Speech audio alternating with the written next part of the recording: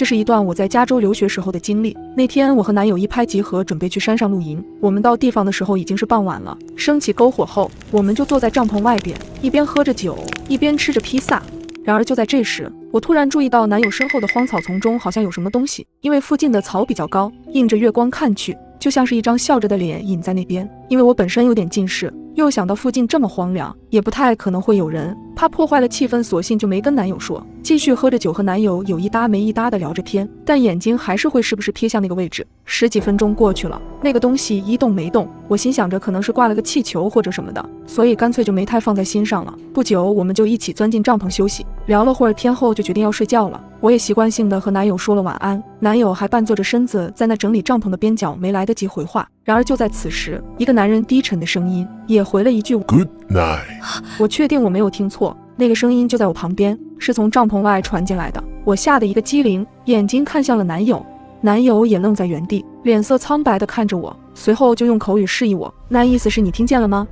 我也惊恐地马上点头，连大气都不敢出，心砰砰直跳。我突然反应了过来，刚才在外面绝对不是近视眼看花了，而是在黑暗中一直有个人在盯着我们。我一把就拉住了要出去的男友，眼神示意说别出去。直觉告诉我，外面那个人肯定不正常，我怕男友受到伤害。我俩谁也没说话，就那么静静地坐在帐篷里边，支着耳朵听外边的动静。外边除了呼呼的风声，就再也没有其他动静了。坐了10几分钟之后，男友终于熬不住了，大叫了一声说谁呀，然后猛地起身出去了。我也紧随其后，发现外边空空荡荡，就不知道那个人是走了还是继续又躲在了草丛里边。男友拉着我说这个地方不能待了。随后我俩带上手机和重要的东西，连帐篷啥的都不敢收了，直接就上了车。男友开车的时候还紧张地跟我确定是不是真的听到了那个声音。我忍不住透过后视镜望了过去，黑暗中那个人就站在车后不远的地方盯着我们。请一定要相信自己的第六感，他真的会在关键的时刻救你一命。那天刚聚会完，已经12点多，我搀着喝多的闺蜜正准备送她回家，走到楼下的时候，我才发现她竟然忘了带门禁卡。正在我不知所措时，门却突然打开了，一个男人从门缝里探了出来，手上正接着电话。出于礼貌，我说了声谢谢，便搀着闺蜜继续往前走。进了电梯后，我突然发现那个男人正好站在我们身旁，他的眼光一直在上下打量着我们。闺蜜没有丝毫的防范意识，她直接伸手就想去按楼层按钮。出于女人的第六感，我立即制止了她，拉住她的手假装聊着天，余光却一直瞥着旁边的男人。男人见我们迟迟没有反应，他便按下了顶楼24楼的按钮，这就意味着他一定会先知道我们停在哪个楼层。此时我已经预先脑补了一些可怕的剧情。闺蜜按下了23楼，随着电梯缓缓上行，气氛也越来越压抑。到了23楼后，我的心也逐渐提到了嗓子眼。我拉着闺蜜慢慢走出电梯，可总感觉身后有一道若有若无的视线正死死盯着我们，直到电梯门关上才稍稍好些。但我并不敢放松警惕，由于是后半夜了，周围特别安静，所以楼间的任何响动我都可以清晰地听见。可是从楼上电梯打开之后，声音便戛然而止，并没有听到任何掏出钥匙开锁的声音。我突然慌了，这是不是意味着刚刚那个男人很有可能会下来找我们？我催促着闺蜜赶紧找钥匙开门，她还迷迷糊糊的低头，一直在包里翻找着钥匙，还一头雾水的小声嘟囔着：别着急呀，东西太多了，你在找呢。此时我根本来不及跟她解释，只能尽可能催促着她赶紧开门。我用耳朵贴着靠着安全通道那一侧的墙，没想到真的印证了我的猜测。楼道间传来了沉重的脚步声，而且越来越近，听得我头皮发麻。她真的下来找我们了。好在闺蜜终于把钥匙掏了出来，我赶忙抢夺了钥匙，正准备开门，但人在慌乱之下，手一直在颤抖着。就在我深呼吸，好不容易把钥匙插进锁孔时，我转头看到了让我一生都难以忘怀的一幕。映着安全通道的绿光，那个男人正探出了半个脑袋，死死地盯着我们。我甚至能看见男人嘴角那抹意味深长的笑。这一幕让我几乎忘记了呼吸。我赶紧转动钥匙，推着闺蜜进了屋并关上了门。我大口大口地喘着气，眼睛顿时湿润了。闭上眼睛，刚刚的画面依旧历历在目。闺蜜看我的状态不太对，这才凑近了我。怎么了，爷爷？我看着她满脸不解的样子，顿时感觉十分无奈，便把刚刚的事情与她讲了一遍。可闺蜜似乎并不相信我说的。我咬了咬牙，便凑近猫眼往外看去，一只硕大的眼睛正贴在猫眼上。我吓得倒退了2步，捂住嘴示意着闺蜜上前，她这才脸色煞白，毫无醉意。我颤抖着手报了警，直到警方赶到把她揪住，我才彻底松了口气。后来才知道，他其实是这栋楼10楼的业主。那天看到我们2个姑娘，其中一个还喝多了，便见色起意。如果我没送闺蜜回家的话，闺蜜会遭遇什么便不得而知了。所以朋友们，自己一个人住真的不要太晚归家，如果偶尔晚归，也尽量保持清醒警惕的状态，一定要注意安全。如果有人拿了你老公的电话，说他已经死了，随后又打来了视频电话，你会接吗？那晚我肚子隐隐作痛，到卫生间才发现自己到日子了，但家里没有多余的存货，我便让门外在打游戏的男友帮我去买卫生巾，他应了一声便直接出门了。可是等了很久，他都没回来，看了眼时间，已经是半夜了，我不免有些担心，便给他发了个消息过去。怎么还不回来啊？男友很快便回复，你在哪？看到消息的内容我有些困惑，因为这根本不像是男友的语气。你是？他手机在我这儿呢。你是住在马吉小区吗？能说下具体位置吗？我这就给你送过来。看着消息内容，想到男友确实丢三落四，估计是把手机弄丢了。为了确定事情的真实性，我给男友备用机打了电话，可打过去发现一直没人接，但我还是担心对方是坏人，便警惕地给他回复了消息。他现在我联系不上，稍微晚点我再与您联系。不用了。面对这3个字，我有些疑惑，难道对方生气了吗？他再也用不上手机了？什么鬼？这句话让我有些慌神，接着对方的一句话让我突然手脚冰凉，脸色骤变。他已经死了。我还来不及深想，对方直接就给我发来了视频电话，我彻底慌了神，手指开始不停颤抖，却始终不敢按接听键。对方的一系列举动都透露着反常。视频电话再次打来时，我直接挂断。对方见我不接视频，就拼命地给我打电话。此刻我忐忑不安的心跳得越来越快，不敢再往下想了，只能不停地联系男友的另一部手机，祈祷着他能平安。就在我绝望的快要流下眼泪时，另一部手机突然给我发来了消息，我到了。我脑子突然嗡的一下，是谁到了？是男友到了家门口，还是电话那头的人找到了我？我缓了一会儿，出于担心，我还是决定去门口看一眼。我小心翼翼地踢掉了鞋子，光着脚挪到了门口，随后朝着猫眼望去，可昏暗的走廊外面却一个人都没有。突然，半张脸从旁侧伸了过来，目光直勾勾地盯着我，我的冷汗唰地冒了出来，倒吸了一口凉气，直接跌倒在地上。我捂住嘴巴，不敢发出一点声音，不停地往屋子里挪。怎么不开门？我到家门口了。此刻我的手冰凉冰凉的，基本确定门口的人就是给我发消息的人。想到这里，我更加恐惧，紧紧咬住嘴唇。没过一会儿，门外就传来了急促的敲门声，我的心又一次提到了嗓子眼儿。婷婷，开门，是我。竟然是男友的声音。我挣扎着从地上坐起来，冲向门口，可当我碰到门把手时，我又犹豫了。这不会又是坏人的诡计吧？我猛地把手抽出来，壮着胆子看向猫眼儿。当我看清男友的脸后，激动得差点跳起来。我赶紧打开门，警惕地四下瞧瞧，然后快速将他拉进屋子，果断反锁了门。你怎么了？男友一脸不解。我用力搂住男友的脖子，带着哭腔讲述了刚才发生的惊险一幕。他这才意识到自己的手机丢了。怪不得一直有人在给我的手机打电话呢，接了电话又不说话，我觉得很奇怪，后来干脆把手机给静音了。刚才还有一个人一直在鬼鬼祟祟的在门口徘徊，看到我从电梯里面出来，就神色慌张的离开了。经过我俩的分析，男友因为怕麻烦，所以他的手机密码一直设置的4个0，这才让那个坏人直接破解了。至于手机是被偷的还是丢了，就不得而知了。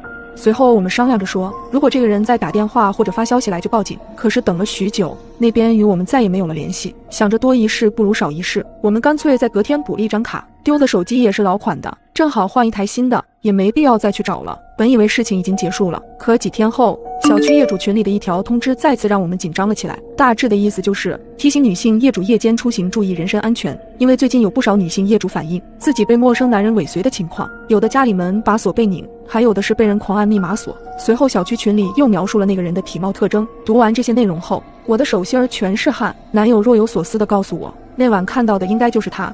难道从那晚开始，他就一直徘徊在小区里，对女性伺机下手？这样想着，我的鸡皮疙瘩又冒了出来。从那之后，我们就匆忙搬了家，后来的事情就不太清楚了。所以大家也一定要留个心眼，我们的手机密码不要设得太简单，不要给坏人有任何可乘之机。我家的衣柜里居然藏了一个陌生男人。这天又是加班到凌晨，我拖着疲惫的身体往家门口走去，本想着到家了可以好好休息下了。和往常一样，我掏出钥匙准备开门，然而钥匙转到最后却总是卡在那边，好像有人在里面故意反锁了一样。一阵悸恐突然袭上心头，因为我是一个人住，家里根本不会有别人。想到这，我不禁有些头皮发麻。昏暗的走廊也感觉危机重重，我努力克制着恐惧，挪到了灯光相对明亮的电梯口，给开锁师傅拨去了电话。在快速说清楚情况后，又麻烦他在上楼的时候把保安也一并带上来。挂了电话，就就是一阵焦急的等待。期间我还时不时瞄着家里的房门，生怕下一秒门会被突然的打开。不久，开锁师傅带着保安到了，门被缓慢的打开，漆黑的房间里危机四伏，我心也提到嗓子眼，生怕家里会冒出什么奇怪的东西。我躲在保安大哥身后，打开了灯，尽可能小心翼翼地探索家里可能藏人的地方。卫生间、窗帘后、床下都没有人。随后我看到了家里的衣橱，突然想到了什么，我忐忑地准备去拉衣橱的门，门被缓缓地拉开了一条缝隙。然而下一秒，一阵很强的力道从我手上传来，门又被拉了回去。一瞬间我脑子充血，心也砰砰直跳，怕得要命，忍不住喊了出来：有人！找到了！只见保安大哥瞬间闪到我身前，大力地在推拉着衣柜的门。出来，赶快出来！门最终被保安大哥挣了开，里面果然藏了个人。你是谁？你在这干嘛？保安大哥训斥地问，他却一直低着头，嘴里也呜咽着什么。打电话报警！你是来偷东西的吗？随后他就被保安大哥带走处理了。经过询问后，我才得知，因为我一直都有把备用钥匙放在门口鞋子里的习惯，这个男人在偷我鞋子的时候发现了钥匙，这才进入了房间。想到这，我真是一阵后怕。所以大家一定要提高警惕，一定要谨慎保管好家里的备用钥匙，不要让坏人有可乘之机。我感觉当时差点就没命了。事情的起因是因为我点了一份外卖，那天我和往常一样，在总吃的那家外卖店下了单，随后便窝在沙发上，一边刷着手机，一边等着外卖。大约过了半个多小时，门外便响起了敲门声。外卖。因为实在太饿了，我迫不及待地起身去开门，把门缓缓打开了一条缝，透过门缝看到一个身穿红色衣服的外卖员，他的目光落在我身上，然后就赶紧挪开。那一瞬间让人感觉挺不舒服的。您好，您的外卖。他透过门缝把餐递了过来，我小声地说了句谢谢后便接过了外卖，随手就关上了门。在检查完外卖小票和封口贴后，便开始聚精会神地拆着包装。然而就在这会儿，敲门声又突然响了起来，因为没啥心理准备，就被吓得一个机灵。随后我不悦地大声喊道：谁呀？不好意思啊，刚刚有一瓶赠送的饮料忘记给你了。听到还是刚才那个外卖员的声音，我也微微松了口气。来了。门再次被我打开了一条缝，接过了饮料。然而就在我接过的瞬间，手上传来的感觉让我明显意识到重量的异常。我又仔细看下了瓶口，明显是已经被人开过的痕迹。我顿时起了警觉之心，第一时间我就想赶紧把门关上。可就在这时，一股强劲的力道从手上传来，我还来不及反应的时候，一个人影也瞬间闪了出来。我惊慌的如同冷水浇身，本能的大喊起来：你干嘛？别过来！我大声的呵斥着，想借此把他吓走，可他对我的话充耳不闻，依旧蛮横的想冲进屋子。救命啊！救命啊！我大声的冲着楼道外喊着，希望能引起周围邻居的注意，泪水溢满了眼眶。此时的我害怕极了，由于力量的悬殊，我眼睁睁看着他闯了进来，随后又看到他从身后掏出了一把刀。我咽了咽口水，慢慢往后退着。你想干什么？要钱还是什么？我颤抖着冲他大喊。一阵轻笑声传来，面前的门正在缓缓关上，我瞬间如坠冰窖，门如果被彻底关上，我就死定了。然而就在此时，你在干什么？一道声音从门口传出，顺着视线望去，竟然是隔壁的邻居大哥，泪水早已经溢满了脸。听到这声音，他似乎也慌了，顿时冲出了屋子，仓皇逃走。后来在邻居的协助下，我们报了警，警察很快根据我们提供的信息把他逮住了。但这件事让我至今心有余悸，所以不要随意给陌生人开门，一定要记住，不管是外卖还是快递，确定带他离开后再去拿取。青春的叛逆让我失去了世界上最爱我的人。刚成年的我总觉得爸妈一点都不能理解我，不管我做什么事，在他们眼里都是错的。我们总是会有很多的争吵。这天本来和朋友刚约好晚上出去吃夜宵，可妈妈却怎么也不同意我出去。我都成年了，我做什么事我会自己负责的。我都和朋友说好了，你们能不能不要还管我这么严？我气冲冲地回到卧室，砰的一下关上了房门，看着和朋友约好的消息，心急如焚，索性便直接从2楼的阳台爬了出去。离开时还能清楚地听到妈妈敲房门的声音，但我还是叛逆地走了。吃夜宵的时候，我还跟小兰吐槽爸妈对我约束得太严格，羡慕起小兰爸妈对她的不闻不问。你别跟你爸妈闹脾气了，他们应该只是担心你的安全。她叹了口气，你不像我家里，他们一天到晚都在外面忙工作，我还想让他们陪都陪不了呢。小兰笑眯眯地拍了拍我，知足吧。和小兰吐槽完，其实我的心情已经好了许多，再加上她一通安抚，我最后还是回了家。到家楼下时已经凌晨2点了，我看着家里黑漆漆的，没有任何动静，有些奇怪，难道他们都没发现我不见了吗？委屈的眼泪溢出眼眶，咬了咬牙，还是开了家里的门。不知为何，原本熟悉的家里此时让我觉得有些阴森森的。我摸了摸手臂，关上房门。正当我疑惑爸妈是不是已经睡着了的时候，我听到了妈妈的声音，她似乎有些紧张。叶子，快走！我看到妈妈躲在厨房里朝我招了招手，她的脸色特别苍白，像是在害怕着什么。她用眼神示意我赶快出去。我皱了皱眉，不明所以的我还是选择进了厨房。家里竟杀人犯了，你快点走！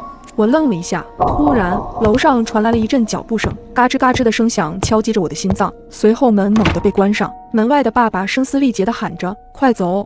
慌乱之下，我打开了窗户，迅速爬上了厨房的台子，翻了出去。就在我回头想拉妈妈的时候，却发现妈妈不见了。来不及多想，我赶紧来到了邻居家里找他们帮忙，随后打电话报警。很快警察就赶了过来。一阵破门声之后，我看见警察抓着一个男人出来，确定已经没有了危险。我兴奋地跑进了屋里，而屋里却没有爸妈的身影。客厅里躺着2具盖着白布的尸体，我的脑中一下子炸开了，泪水瞬间布满了我的眼眶。警察沉默地拍了拍我的肩膀。就在这时，我突然看到路边的灯光下站着2个熟悉的身影，只见他们浑身是血，不是别人，正是我的爸妈。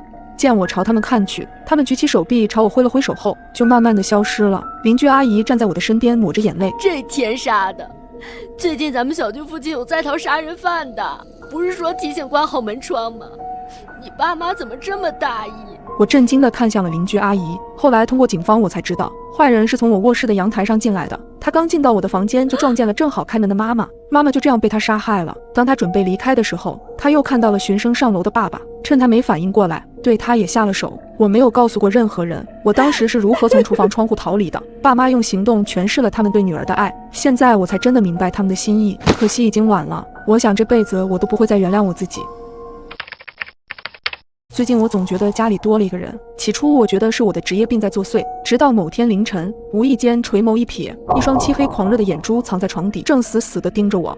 深夜12点，我卸完妆，略显疲惫地走出卫生间，冷风从没关紧的窗缝里吹过，带来些许寒意。我抱紧手臂，心里有些疑惑。回家后，我明明关紧了门窗，现在又怎么会打开？难道是进贼了？这个念头浮现的瞬间，忽然外头客厅传来轻微的摩擦声，我浑身一抖，冷汗瞬间冒出，脸庞也变得毫无血色。这些诡异的动静又开始了。半个月前，我搬进了这座单身公寓，原以为能过上梦想的生活，谁成想我的周围怪事不断，莫名其妙坏掉的吊灯，凌晨睡梦中听见的轻微脚步声，落在身上冰冷又黏腻的隐约视线。我怀疑家里多了一个人，这惊悚的念头让我的神经绷得很紧，导致工作时的状态也特别差。此刻头顶灯光闪烁，在昏暗幽静的公寓内，这道忽明忽暗的光线显得十分诡异。因为拍摄录制实在忙碌，我一直没有空叫人来修吊灯，如今后悔也来不及了。心中的不安感越发严重，我匆忙扭过头，不敢再看身后景象，一路慌张地逃进了卧室。卧室门被用力关上，我捂住胸口，灯都没来得及开，大口大口地喘着粗气，努力平复狂跳的心脏。床头柜上正在充电的手机亮着令我心安的屏幕光，我忍住恐惧，竖起耳朵听外面的动静，心惊胆战了好一会儿，门外的摩擦声好像忽然消失了。我坐在地上，终于缓缓吐出一口气，幸好我没有按照以往的习惯将手机放在客厅充电。这个念头闪电般将庆幸的我劈将在原地。充电时，我的手机明明是关机锁屏状态，可此刻手机屏幕却一直亮着微弱的光芒，它分明已经被人解了锁。我腾的一下从地上站起，谁解锁了我的手机？这一刻，家里肯定进人了，这种恐惧感疯狂席卷了我。我哆哆嗦嗦拿起手机给经纪人老韩发了信息。就在此时，寂静的空气中忽然传来一道微弱的喘息，是属于男人的喘息声。我的动作猛地滞在原地，黑暗中我对上了2只漆黑阴沉的眼珠，那双眼睛布满血丝，此刻正瞪成一个夸张的弧度，死死地盯着我。他竟然就藏在我的床底下。我眼睁睁地看着男人冲我森然一笑，然后慢慢地将硕大的身躯从床底挤出。安静的卧室里充斥着男人费力的喘息声，在我惊恐万分的瞳孔中，男人狂热无比地朝我扑来。小贝，我爱你，小贝，和我在一起吧！我惊恐的尖叫，用力攥住了门旁边的衣架，用尽全力砸向男人的额头。他瞬间跪倒在地，发出一声杀猪般的痛喊。男人朝我怒吼：“陆小贝，你这个贱人！”我的眼泪不知何时已布满脸庞，疯了般打开卧室门，拼命往外逃。之前我就听过私生饭的传闻，没想到这么疯狂恐怖。幽暗狭窄的走廊此刻格外的长，头顶的吊灯不断忽闪，寂静的公寓里只有我急促的呼吸和男人气急败坏的叫骂。这座公寓地处偏僻城郊，平时鲜少有人来，求救根本没有用。不要脸的贱人，你给我站住！身后男人激动扭曲的声音越来越近，我咬紧牙关，死死盯着近在咫尺的大门，屏住呼吸，奋力向前一跃，企图握住公寓门把手。我握住了，眼里猛然绽放出巨大惊喜，只是还没来得及将大门彻底拉开，下一秒我的头皮一阵剧痛，男人毫不留情地抓住了我的头发。我忍不住惨叫一声，身体被强制拖回公寓，眼睁睁地看着打开一丝缝隙的大门离我越来越远。救命！救救我！我泪流满面，不肯放弃的大声呼救。男人格外恼怒，一脸狰狞恐怖。贱人，还敢叫！他喘着粗气，两手就是响亮的一巴掌，火辣辣的触感从脸上蔓延开，剧烈的痛苦让我瞬间失声。这就对了。男人咧开嘴笑了起来，小贝真乖呀！我剧烈颤抖着，男人神经质地抚摸着我的脸颊。和我在一起吧，小贝。他声音阴冷而黏腻。你放心，谁也没办法拆散我们。男人冰冷的左手落在我的睡衣领口，我惊恐万分地瞪大泪眼。随着衣物裂开的声响，男人的脸剧烈耸动，目光兴奋且痴迷，下一秒就要把头凑过来。这一刻，我终于崩溃的痛哭出声：“谁来救救我！”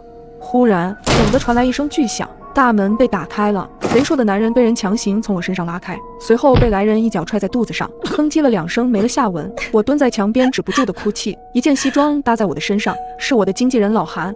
他不停地安慰我说一切都过去了。后经调查得知，这个男人一直是我的私生饭，阴差阳错的被他找到了我现在的住址，于是就有了这次事情的发生。这件事给我的影响很大，我一直沉浸在极度的恐惧中，迟迟无法走出来。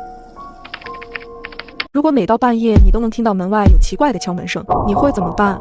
周五晚上，我很早就睡了，但由于我睡眠很浅，再加上房子隔音效果也很差，半睡半醒之间，我就一直听到外面有人在不停地上下楼，脚步声非常有节奏，从2楼上到我住的3楼，停了有10几秒钟，然后再上到4楼，到了4楼，脚步声会突然消失，但是没过一会儿，那个人就会再下来，就这样来回的走动。我心里有点害怕，但想了想，那个人毕竟是在外面，我门都锁了，他就算有什么企图也一定进不来。我不断地安慰着自己。此时我已经毫无睡意，躺在床上一直听着外面的动静，那个脚步声持续了将近有1个小时。就在我几乎快要崩溃的时候，外面的脚步声突然停止了，还没等我缓一口气，门外传来了一阵敲门声，我吓得一下子坐了起来，汗毛直立，犹豫了半晌，我悄悄打开了卧室的门，望着门口，竖起了耳朵仔细听了听，直到发现他敲的是对面的门，我这才松了一口气。对面都没人住，那人敲一会儿就走了吧？就这样，我一直站在卧室门口等着外面的人走掉，僵持了10分钟，这个敲门声依然没有停止，而且每次拍门间隔的时间几乎都一样。我看了一眼手机，已经是凌晨2点，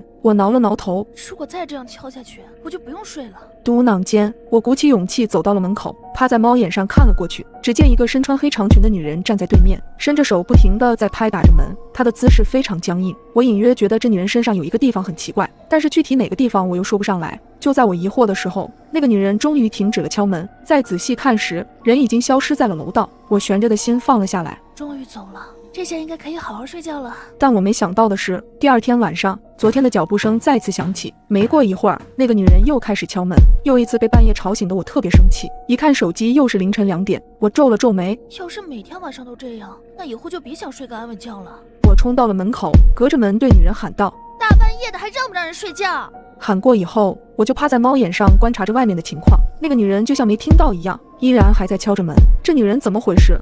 没睡好的烦躁感突然压过了心底的恐惧，心一横，我直接打开了门。你要再敲门，我现在就报警，你这属于扰民，知道吗？说完以后，那个女人确实不再敲门，但依旧没有说话，甚至没有转身，只是站在那里一动不动。在这短短10几秒间，我仔细地观察了一下这个女人，穿的衣服没有问题，头发和脚也没有问题，但是她的手臂却很奇怪，明明衣服没有袖子，但整条手臂却是黑色的。想到这里，我突然后悔自己的莽撞，恐惧席卷了我的神经，我赶紧伸手想要把门关上，但就在关门的时候，女人突然转过身，咧着嘴就朝着我扑了过来，还伸出一只手想要把住我的门。我害怕的浑身颤抖，咬紧牙关，用最快的速度有惊无险的把门给关上了。关上以后就马上反锁了门，这个女人也没了动静。我瘫坐在地上，吓得面色苍白，我不知道她是已经走了还是站在外面，我不敢去看猫眼。缓了一会儿后，我拿出手机就赶紧报了警。警察来了以后，女人已经不见了。录完笔录后，警察就走了。折腾了一夜，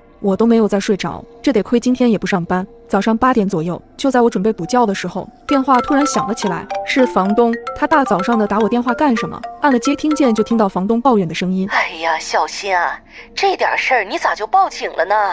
啊，什么事儿啊？一宿没睡，我脑子都有些懵，反应过来才知道他说的是那个女人。听房东说了之后，我才知道我的对面以前住着一对夫妻，后来男人在外面认识了一个女人，而这个女人也不知道男方已经结婚。没过多久，这件事就被男人的老婆发现。这男人老婆也是挺狠的，直接拿着一瓶硫酸就找到女人的家里，最后的结果可想而知，男方的老婆被抓走，而女人面部毁容重度烧伤，又被男方抛弃，后来就精神失常，隔三差五的去找男方，但是没想到的是男方早已经搬走，没了音讯。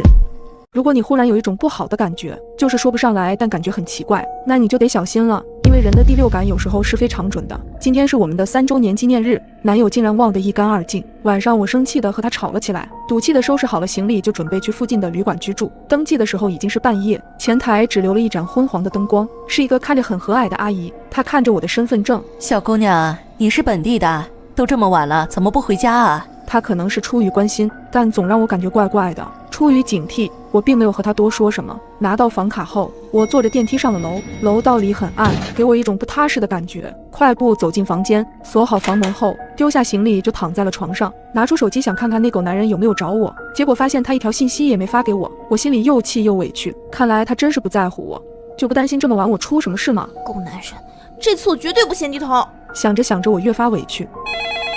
房间里的座机突然响了，在寂静的夜里显得格外刺耳，吓得我一激灵。我迟疑了一下，接起电话。姑娘，我是楼下前台的，真是不好意思啊。是这样的，我想起来你屋里的花洒坏了，没办法洗澡，要不我给你换个房间吧。阿姨带着特别抱歉的语气。我看了看时间，已经是凌晨1点30分，于是对阿姨说：不用麻烦了，我在家里已经洗过了。那怎么可以？阿姨突然拔高了声音，她过激的反应让我觉得莫名其妙。挂断电话后，我的思绪变得清晰一些。花洒是旅馆的基础设施，按道理说应该每天检查，难道是阿姨故意把我安排在这个房间？她是不是有什么目的？我的脑海里顿时出现了很多恐怖的画面，心里拔凉拔凉的，不断安慰自己可能是想多了。躺在床上，我翻来覆去怎么也睡不着，总觉得心里不踏实。正在我胡思乱想时，敲门声突兀的响起，我心里一惊，下意识地问了一句：谁啊？姑娘，你的身份证落在前台了，我给你拿来了，麻烦你把门开一下。听了阿姨的话，我赶紧打开了包，发现身份证真的不在。这就来。我答应着跳下了床，快步走到门口，趴在猫眼上向走廊望去。那个前台阿姨一个人站在门外，我的神经稍微放松一些。可就在我准备开门时，听到了一声低沉的咳嗽声，我确信这声音是一个男人发出来的。直觉告诉我门外肯定有问题。阿姨，外面就你自己吗？我故作平静地问。对，就我自己，你赶紧开门吧。他焦急的应答，让我感觉更不对劲。我太困了，身份证先放前台吧，我男朋友一会儿来找我，待会儿你给他就可以了。许久，外面终于陷入了安静，可我的心却迟迟没办法平静下来。这个旅店一定有问题，必须赶紧离开这里。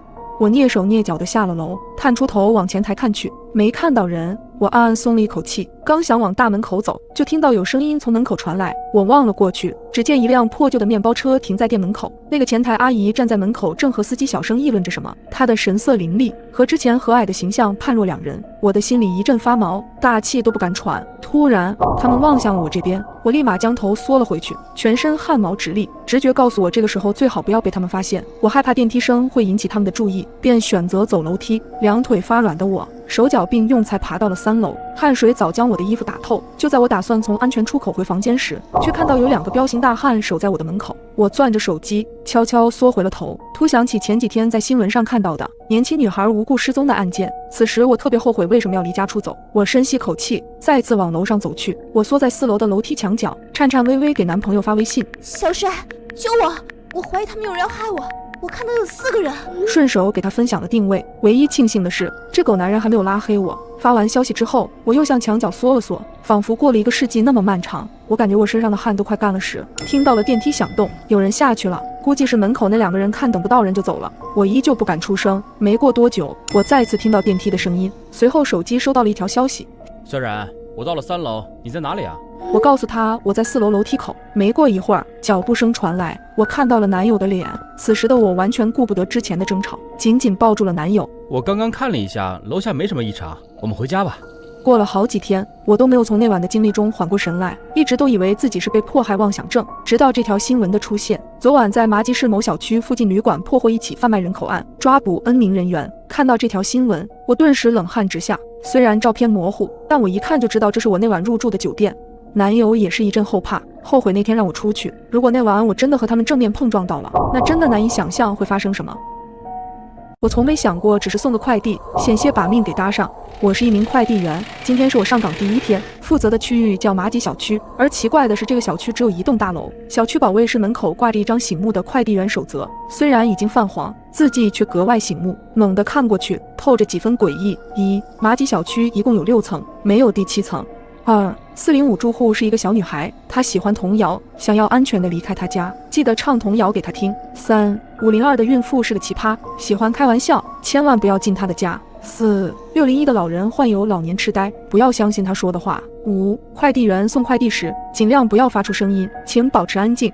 6，在楼道里碰见住户，不要主动和他搭讪，更不要收他的任何东西。我默念了几遍守则，打算认真遵守。这是我的第一份工作，我不想被投诉，更不想被炒鱿鱼。你就不好奇1至3楼需要遵守什么规则吗？低沉的声音猛地在我身后响起，吓得我一个机灵，猛地转过头去，面前是一位慈眉善目的光头大叔，他穿着一身灰色保安制服。你好啊，姑娘。他热情地给我打招呼。大叔你好。我冲他笑了笑。咱们这1到3楼被一个杀猪匠给买下来了，做了肉食品加工厂，工厂平时很忙，没时间收快递。保安解释说，大概是保安的话给了我心理暗示，我总觉得周围弥漫着一股血腥味。今天的快递是一部手机，收件人是6楼的孙广才。我拿着快递快步走进楼道里，楼道的光线很暗，我打开了手电筒，光亮下的楼道破烂不堪，扑面而来的是潮湿气息和腐烂的味道。这样的环境真的能住人吗？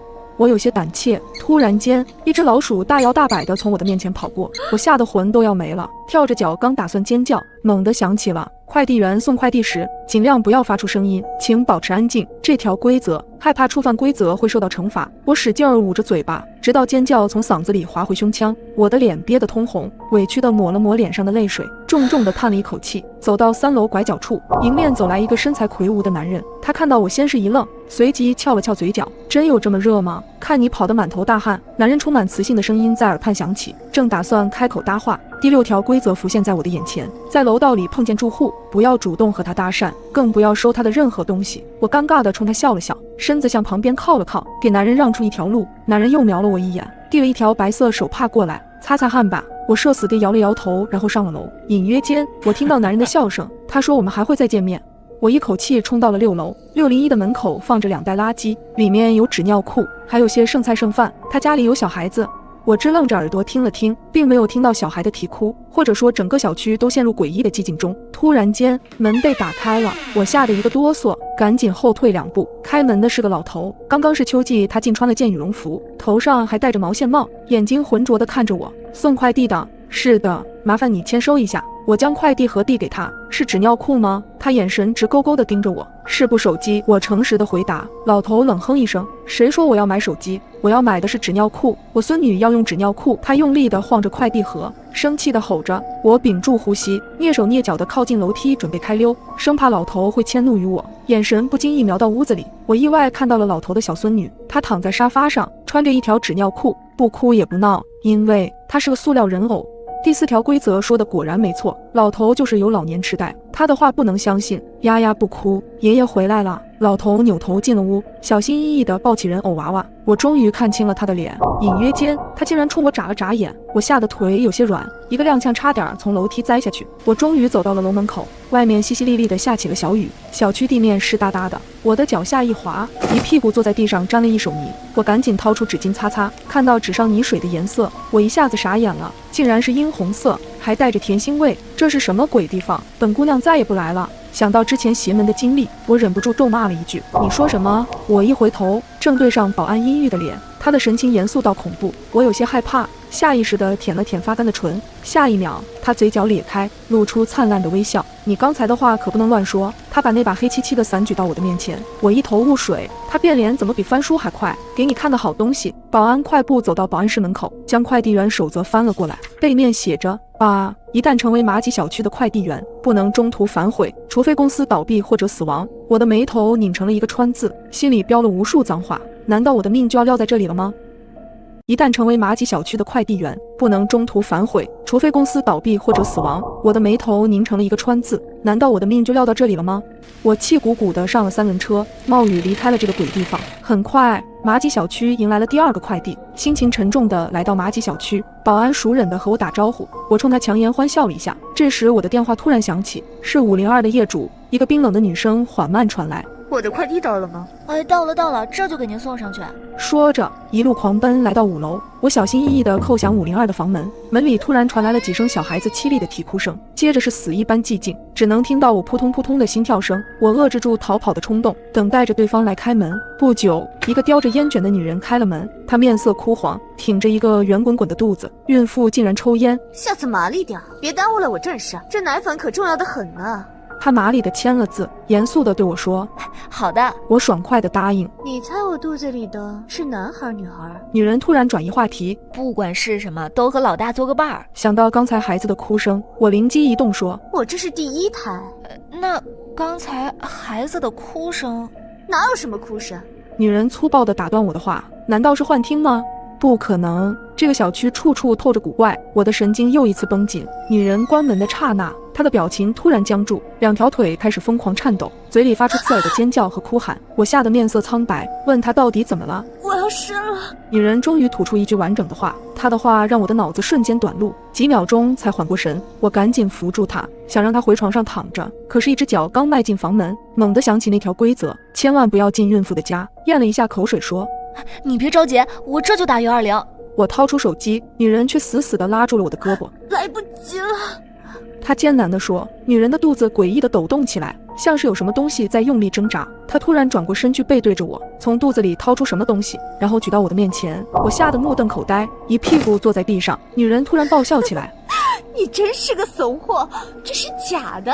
她随手把这个孩子扔在我的脚下，我惊恐地向后挪了挪，那孩子并没有哭。我定睛一看，才发现这娃娃和那老头的孙女是同款。再看女人，她的肚子依旧高高的隆起。你果然是个奇葩！我厌烦地丢下这一句，挣扎着爬起来，猛地冲下楼去，站在大门口，我剧烈喘着粗气。保安眯着眼睛，疑惑地看我：“你怎么了？”我抬头看着这栋麻吉小区，绝望地流下了眼泪。刚刚突然多了个快递，是4楼的，你再送一趟吧。保安将快递扔给我，我惊魂未定，直接用手挡了出去。快递哐当一下落在地上，快递盒里响起了诡异的儿歌。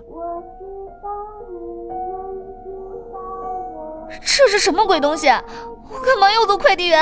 我后悔万分，惊慌失措地说：“事实上，我也记不清自己为什么是快递员，也记不清自己为什么会送麻吉小区的快递，仿佛从我有了记忆开始，就已经有了这个身份。”这个快递我不送了。保安大叔没有回应，只静静地看着我。我一步一步往外走，在走到小区门口时，突然停住，接着是猛烈的颤抖，砰的一声，我跪倒在地，疼痛难忍，根本没有办法再往前一步，直到保安把我拖了回去，身体才渐渐恢复。这难道是不送快递的惩罚吗？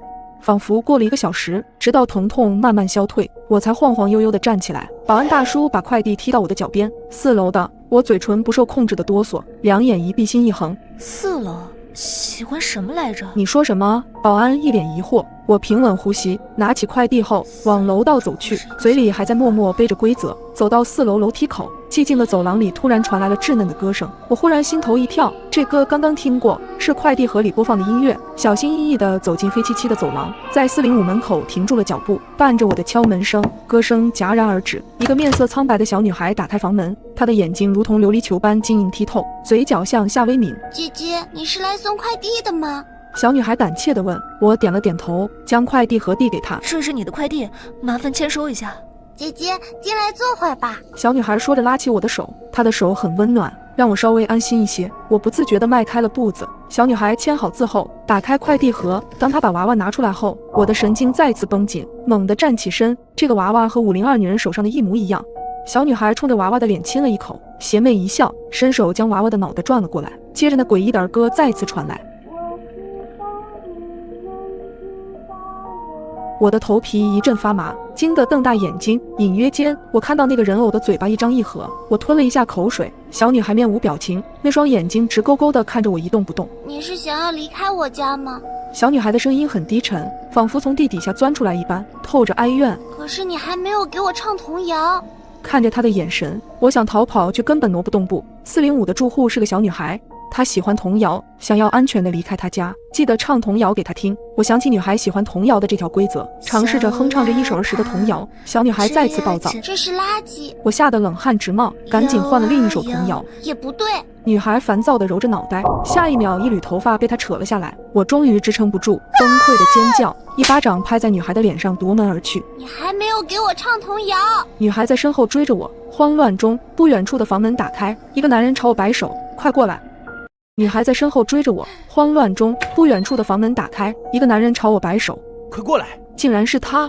第一次送快递时遇到的男人，他的出现宛若一根救命稻草，我手脚并用地朝他的方向奔去。待我躲进他的房间，他把门锁上，隔绝一切，我才松了口气，瘫在地上，大口大口喘着粗气。那个女孩很可怕吧？男人递过来一杯水，我接过放在手上，犹豫了一下没有喝，只点点头。他看了一眼笑笑，这水没问题的。男人的话让我稍微松懈了一些，把水放在嘴边抿了一小口，水的甘甜让我更口渴，我忍不住多喝了几口，身体的疲倦感驱散了许多。你们小区该怎么出去啊？也许真的是走投无路，我只好问面前的男人。男人皱眉，走出去啊？你是被那个女孩吓到的吧？别害怕，她很可怜的，她的妈妈住在5楼，生了她却不要她，还天天家暴，所以她就心理扭曲了。对了，你给我爸送手机了吗？男人笑容满面地拍了拍我肩膀，麻烦了，我爸的病时好时坏的。原来他是6楼那个老爷爷的儿子，我稍微松懈了一些，听着门外已经没有任何响动了，我摸了把脸叹气道，真是麻烦你了，我得走了。心想着我得赶快离开这个鬼地方，就算疼死在小区门口，我也不想再踏进来一步。刚站起身，我眼前突然天旋地转，眼皮沉重万分，最后的画面停留在男人诡谲地看着我笑。倒下的一瞬间，我蓦地想起那2条规则，快递员送快递时尽量不要发出声音，请保持安静，在楼道里碰见住户，不要主动和他搭讪，更不要收他的任何东西。我醒来时，周围黑漆漆的，头还晕乎乎的感觉，浑身酸痛，像是血液流畅不通一样。我想起身，却发现自己动弹不得，我竟然被男人用绳子捆在椅子上。这时房门被推开了，紧接着屋内一片光明。我眯起眼睛，看到男人笑着向我走来，他坐在我对面，翘着2郎腿，血笑的眼神注视着我。这么细皮嫩肉，真的有点可惜啊。你到底是谁？为什么要抓我？我不敢看他，弱弱从嗓子眼里挤出一句话。他歪头眯着眼，又说了一句我始料未及的话。你猜一下，楼下肉食品加工厂的原料是什么？他这话是什么意思？我陡然瞪大了眼睛，冷汗打湿了我的衣衫。难道我真的要死在这个鬼地方了吗？我们无冤无仇，你为什么要害我？我颤抖着声音问他。这是你的命，你逃不掉的。男人突然扼住我的脖子，他力气大的几乎要把我的脖子拧断。突然间，外面传来女人的惨叫声，男人猛地收回手，脸上扬起了笑意，挑了挑眉说，你很快就不会孤单了。屋子里再次陷入了静寂，外面传来了噼里啪啦的响动和男人的咒骂声。理智告诉我不能坐以待毙，这里的人一定有问题，或者说这里的人还是人吗？我开始四下寻找能解救自己的工具，意外的在角落里发现了一把杀猪刀，我拼尽全力向一边倾斜，然后连人带椅子倒在地上，我咬着牙让身体带着椅子挪动。不知过了多久，我终于汗流浃背地来到了杀猪刀的跟前，随后又用嘴将刀叼起来，刀背上的腥臭味差点让我吐了出来。可是为了活下去，我咬紧牙关，我的口腔里很快全是血腥味，担心男人随时都会回来，我不敢有1秒的停歇。绳子终于被我割断，重新恢复自由的我泪流满面。猛然间，我听到门把手转动的声音，是他回来了。我急忙将椅子扶起来，把绳子假装捆在身上，然后双眼紧闭。男人进屋看到我的模样，不禁自言自语：不会是死了吧？这肉就不新鲜了。说着，男人蹲下来，把手指凑到我鼻子前来探我的气息。就是现在，我举起杀猪刀，猛地砍了下去。男人发出尖利的叫声，他捂着脖子上的伤口，痛苦的一头栽在地上。我心惊胆战地往后退了一步，接着迅速朝门口跑去。我要活着，我要活着离开这个鬼地方。楼道里一片漆黑，手机不知道被我丢在了哪里，我只能摸着墙踉跄地往下跑，心脏紧张的要跳出胸膛。跑着跑着，我仿佛看到了楼口的光亮。突然间，一个人拦住了我的去路，他的手上提着一根木棍，是那个保安大叔，他正凶神恶煞地看着我。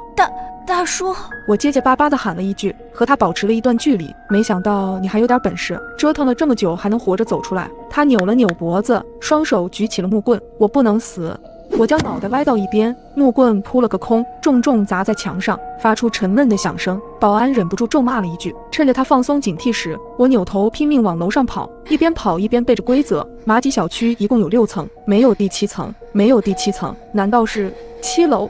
保安的狞笑声响彻整个楼栋，那笑声离我越来越近。我用尽全力奔跑，4楼、5楼、6楼、7楼，果然有7楼。7楼只有一个木门，门缝里透出了温暖的光亮。保安已经近在咫尺，我跑向7楼，伸手铺开木门，阳光打在我的脸上。我努力睁开眼睛，入眼的是我的卧室。难道之前发生的种种只是一个梦？我摸了摸自己的身体，依旧健全，随后又抬手在胳膊上掐了一下，痛感让我险些喊出来。不经意抬眼时，床头的娃娃正歪着头看我，这娃娃和我梦里的一模一样。我心里有些不舒服，伸手将它塞进抽屉里。就在我回想着刚才那逼真的梦时，手机铃声倏地响起。你好，经过公司筛选决定，你被录用了，下午就可以直接上岗。这通电话让我像打了鸡血一样，兴奋得不能自已。我兴冲冲地办理了入职。快递站长将一个包裹直接递到了我的手里，我低头一看，2只眼睛差点吓得掉出来。地址是马吉小区601，收件人是孙广才。